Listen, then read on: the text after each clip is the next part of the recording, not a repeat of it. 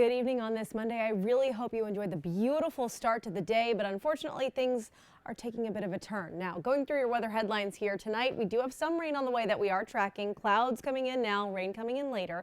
We do have a nice stretch of sunshine through the middle of the week. And then, of course, we have to take a look at what's happening as we head to the weekend. We're going to have more, including the 7-day forecast in just a second. But let's start with the here and now. Right now in the Providence Skycam, it's gray, it's dreary, but it's not miserable outside. Again, the rain really hasn't impacted us just yet, but it will as we move through the evening. But here's the thing. It's not all bad news. I'll explain why in just a second. In the meantime, enjoy the fact that temperatures, while chilly, are not winter-like, and that is the best in terms of optimism I can give you at the moment, because I know it's a big difference than what we had over the weekend.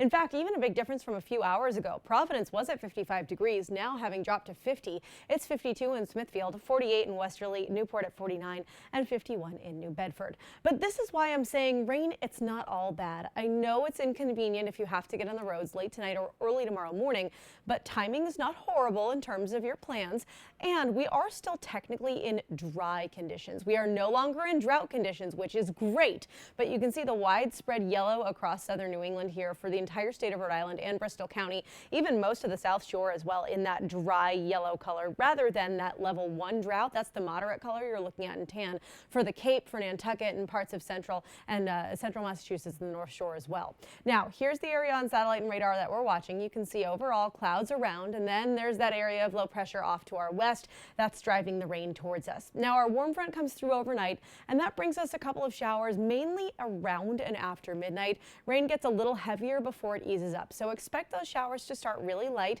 and then come in a little heavier 2, 3, 4 a.m. And then it does start to ease as we get closer and closer to the commute, but that first leg of the commute for the early commuters, if you're getting out the door around, let's say 5:30, 6 o'clock, expect it to still be pretty soggy in spots. The roads could be slick and a little bit slippery at times, so take it easy behind the wheel. As for the afternoon, though, this area of rain's out of here and things clear up relatively nicely. Now, how much rain are we actually expecting? I would put most of us between 1/10 of an inch and 1/4 of an inch, depending on where you live. Nothing that's going to break the bank, nothing that's going to set the records here, but it's something to keep in mind if you're getting out early. On that note, if you're taking the kids to the bus stop tomorrow morning, the umbrella is a good idea, or a rain jacket at least, and a layer or two for the morning. But the morning specifically, because here's the thing. While it's cloudy to start our day and for our bus stop forecast, once those clouds clear in the afternoon, the temperatures skyrocket. Look at the numbers. We go from the 50s to 72 degrees in Providence tomorrow, 62 for Newport and Westerly, cooler along the coast, still not bad though, and 68 degrees expected for New Bedford tomorrow. And that's with some sunshine, I might add. So get outside, enjoy tomorrow. It'll be a little bit breezy at times, but it's really going to be a nice afternoon with those added temperatures, those boosted temperatures, if you will, and the sun. Now, as for the rest of the week, you can see Tuesday's rain chances are up. After that, life is pretty good all the way until Saturday. I know it's a little inconvenient, but as we plan the weekend, plan the first day of the weekend to be a little soggy once again. I know that's been kind of the pattern here, is nice weekdays and icky weekends, although I will say I didn't think this past weekend was too shabby, but that's just me.